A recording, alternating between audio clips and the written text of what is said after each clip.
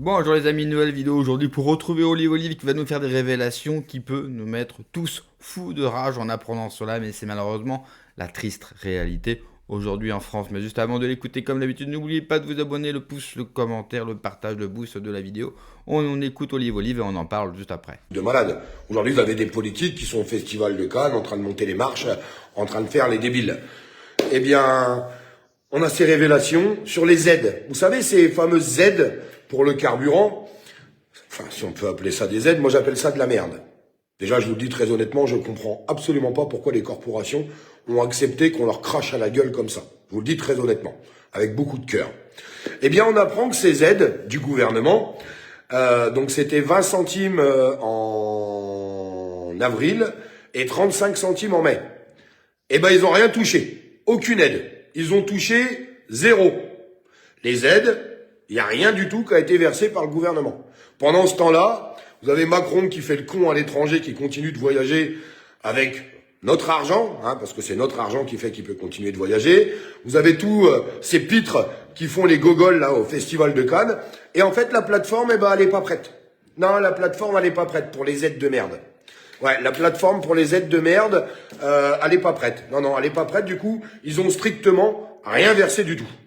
Et là, ils vont prendre la parole jeudi, apparemment. Jeudi ou vendredi, ça va dépendre s'ils ont fini d'aller faire les marioles à droite à gauche, pour annoncer que ils prolongent ces aides. Donc, ils vont annoncer qu'ils prolongent des aides qui ne sont pas versées, que personne n'a touché. Ah, c'est quand même des magiciens, hein. Ah, ils sont forts au gouvernement. Ah, ils sont très très forts. C'est des grands magiciens. Moi, je pense que c'est plutôt une bande d'abrutis qui nous prennent vraiment pour des cons. Bon, je pense qu'il y en a beaucoup qui l'ont compris, ça, qui nous prenaient pour des cons. Malheureusement, pas beaucoup de réactions. D'ailleurs, le TP dit être très en colère, les agriculteurs disent être très en colère, les pêcheurs disent être très en colère, les chauffeurs de taxi disent être très en colère, les chauffeurs VTC disent être très en colère, les infirmières libérales disent être très en colère. En fait, j'ai l'impression que tout le monde est en colère. Alors, je repose cette question-là, je mets ça là comme ça, même si c'est devenu un gros mot aujourd'hui en France, quand on dit qu'il faudrait peut-être se bouger le cul et de se sortir les doigts du cul. Quand est-ce qu'on fait les choses? Je sais pas, c'est juste une question là comme ça, au passage. Parce que tout le monde est en colère, mais ce que je peux observer, c'est que tout le monde ferme sa gueule. Désolé. Alors ça va peut-être pas plaire, Olive il est vulgaire, Olive il est méchant, Olive il est pas gentil. Mais en attendant, c'est la réalité des choses. Moi, tout ce que je peux constater, c'est qu'il serait peut-être temps d'enclencher. Ça fait combien? 90 jours qu'on le dit. Bon, ça fait que 90 jours. Hein. Il y a des gens qui attendent que ça, je vous le dis. Vous allez voir dans les commentaires, il y en a plein qui vont marquer leurs commentaires. Il y a des gens qui n'attendent que ça. Il y a des gens, en fait, qu'on aura le cul de baisser leur froc devant ce gouvernement qui nous prend pour des cons. Il y a des gens qui en ont ras le cul d'aller travailler pour ce gouvernement et pour remplir les caisses d'État. Et certainement pas pour remplir leur frigo ou pour pouvoir chérir correctement leur foyer et leurs enfants. On en est là. Aujourd'hui, il faut quand même mettre les choses en place. Alors, les gens qui pourraient penser que ça va s'arrêter là, non, malheureusement, non. On rappelle quand même, avant le début de crise, un gasoil qui était à 1,60 €, 1,65 €, qui était déjà extrêmement cher. Parce qu'en fait, on pourrait presque dire, c'est pas mal, 1,60 €. Ouais, je crois qu'il y a plein de gens qui ont oublié qu'il y a encore quelques années, on payait 1 € le gasoil. Enfin bon, c'est pas grave. Parce que ça, c'est le trou dans le budget des Français. Il est là. C'est un sacré trou. C'est même plus un trou, c'est un cratère. Ah, c'est un cratère. En tout cas, moi, je le pense. Là, on a du gasoil qui avoisine les 2,15 €. Et puis, les glandus qui aiment bien jouer à la guéguerre et qui aiment bien se lancer des missiles sur la gueule au détriment des vies humaines et au détriment du budget des citoyens et des Français, pour le coup, quand même, eh bien, ça va recommencer. Oui, ça va recommencer parce que vous avez un cessez-le-feu depuis 40 jours, il s'est strictement rien passé, ça leur a juste servi à se réarmer. Voilà, on va arrêter de mentir, on va arrêter de raconter des conneries. Les gens qui pensent que ça va s'arrêter là, vous vous trompez. Moi, je suis absolument persuadé que dans la semaine, j'ai pas de boule de cristal, j'en sais rien quand, malheureusement. Dans la semaine, vous allez avoir une reprise des bombardements. Vous voyez bien que les traités de paix n'avancent pas. Vous voyez bien que ça tourne en rond. Vous voyez bien que tout ça est complètement enlisé. Et les bombardements vont recommencer d'un côté et de l'autre, avec des vies humaines, avec encore des dépôts pétroliers qui vont péter, des dépôts de gaz, des raffineries, enfin tout ce qui va avec. Donc, pour les Français, là je vais parler pour les Français, mais à la rigueur on pourrait dire pour les Européens, parce que je pense quand même à mes amis belges, à mes amis espagnols, à mes amis italiens, même si eux, leur gouvernement a pris des mesures qui étaient bien plus fortes pour faire baisser un petit peu les prix à la pompe, parce que au jour d'aujourd'hui, on va pas se leurrer, c'est à peu près, on va prendre une enveloppe à peu près, 200 € de gasoil en plus par mois, par voiture, par foyer. Voilà où on en est aujourd'hui.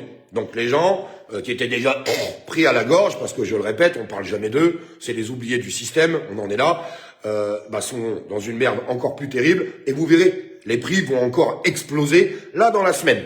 Ça va encore exploser à fond de train, peut-être bien plus haut que ce qu'on a déjà connu. Là, ils y vont par étapes. Oh, vous avez connu 2,30 €, on va l'amener à 2,50 €. Et puis après 2,50 €, on l'amènera à 2,70 €. Et puis on finira aux 3 € qu'on a pu connaître déjà dans notre pays il y a quelques semaines dans certaines stations-service, avec des gens qui nous prennent pour des cons, qui nous racontent qu'ils prennent que 2% de marge sur les stations-service. Oui, mais bien sûr, et la marmotte, elle met le chocolat dans le papier d'alu. Voilà où on en est aujourd'hui.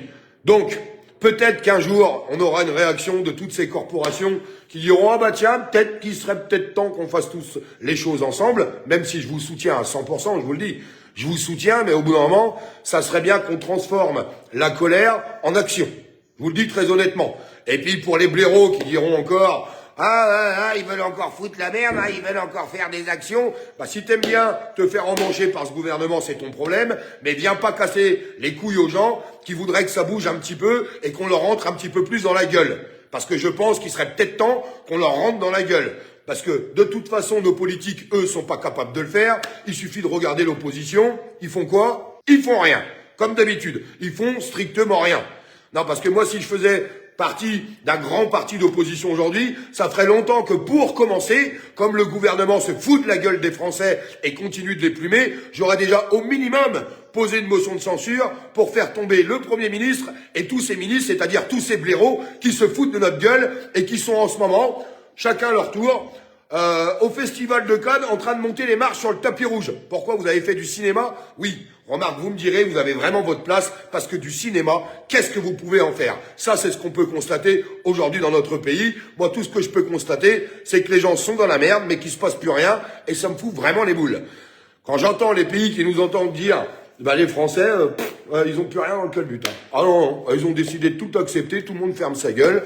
Alors ça crie un petit peu, mais niveau action, pas grand-chose. Et je vous le répète, regardez un petit peu dans les commentaires, il y a plein de gens qui sont prêts à passer à l'action, à bouger, et même s'il faut aller dans le dur, on ira dans le dur, puisque de toute façon, ces gens-là, quand on est gentil avec eux, ils comprennent rien, donc il faudrait peut-être les secouer un petit peu comme des pruniers, je crois qu'ils ont besoin de ça en ce moment, pour pouvoir réagir. Moi, tout ce que je vois, c'est qu'aujourd'hui, vous avez une population qu'on prend pour des esclaves, qui travaillent juste pour remplir les caisses de l'État, payer des taxes et des impôts, et nous expliquer que même en faisant ça, on arrive à creuser une dette en France qui met notre pays dans un esprit totalement critique, qu'il est au bord de l'effondrement, et que c'est de notre faute. Non, parce que c'est ce qu'ils arrivent à dire, que c'est de notre faute. Oui, parce que c'est toujours la faute des Français, jamais la faute des politiques.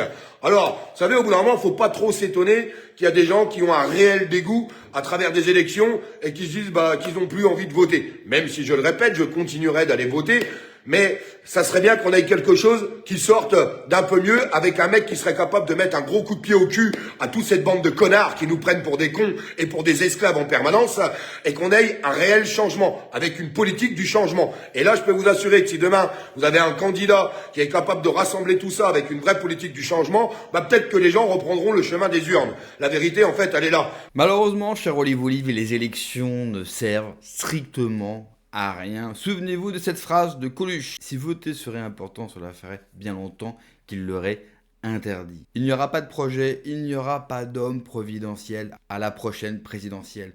De toute façon, le système, il est totalement vérolé. Si vous voulez aller voter, vous êtes évidemment libre de le faire. Moi, je ne jette la pierre à personne. Mais moi, je comprends la colère d'Olive Olive. Mais je n'ai même pas envie de jeter la pierre aux Français. Quand il dit, mais les Français ne sont pas contents de ça, les Français ne sont pas contents de cela, telle ou telle profession sont en colère. Et pourtant, rien ne se passe, personne ne se bouge. Tout simplement parce que la société française a perdu non seulement sa boussole, mais j'ai envie de vous dire sa foi.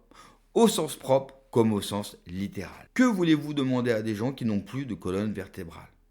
Que voulez-vous demander à des gens qui passent leur temps et leur vie à genoux de se lever face à un pouvoir tyrannique et de se battre ? C'est trop difficile. Ou alors, il faudrait un cataclysme, une catastrophe économique, une guerre, mais vraiment le pire des scénarios pour que les gens se réveillent enfin et se lèvent face à ce pouvoir, face à ce système financier qui oppresse bien sûr la vie des gens. Je n'ai pas envie de jeter la pierre aux gens parce qu'ils ont été totalement matrixés, formatés. On leur tape dessus depuis des années. Cela fait des années qu'on leur dit qu'ils ne sont rien, qu'ils doivent avoir honte d'eux-mêmes, qu'ils doivent baisser la tête. Et ils le font, et ils le font extrêmement bien. Les Français sont devenus des gens malléables, des gens interchangeables. Des gens à qui on peut vendre absolument n'importe quoi. Il suffit pour cela d'avoir une bonne communication, de s'y connaître un petit peu en marketing et vous pouvez leur vendre n'importe quoi. Voilà ce que c'est un peuple sans aucune colonne vertébrale. Vous pouvez leur taper dessus autant que vous voulez. Et c'est exactement ce que fait le pouvoir en place depuis 50 piges, au minimum. Au minimum. J'évite de remonter trop loin pour éviter dans le même temps d'avoir le tournis, parce que ça file le tournis, voire la nausée. Quand vous aimez ce pays, de voir l'état des lieux. N'oubliez jamais que vous avez toujours des gens pour vous dire que tout va bien en France. Il y a des gens qui le pensent réellement. Et je suis sûr que vous connaissez des gens autour de vous qui vous disent « tu exagères, franchement, ça va pas si mal ». Et je sais que c'est difficile. Je comprends la colère, le côté volcanique d'Olive Olive.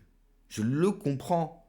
Parce que quand vous regardez l'état du pays, quand vous comprenez les choses, mais c'est insupportable. Et vous dites « mais comment se fait-il que les gens ne voient pas la même chose que moi ? Comment se fait-il qu'ils ne sont pas capables de se bouger, de se réunir, de faire quelque chose, pour le moins de tenter quelque chose ? Parce que là encore, il faut que cela réussisse s'il se passe quelque chose, mais au moins de tenter quelque chose. Mais les gens sont perdus. Nous vivons une ère où les gens sont perdus. Nous avons détruit le sacré. Quand vous détruisez le sacré, c'est-à-dire le lien qui nous unit à tous, et surtout qui nous explique pourquoi nous sommes sur cette terre, pourquoi nous avons la vie. Eh bien, quand vous enlevez cette définition de la vie que le sacré nous donne, eh bien, vous n'avez plus de repères.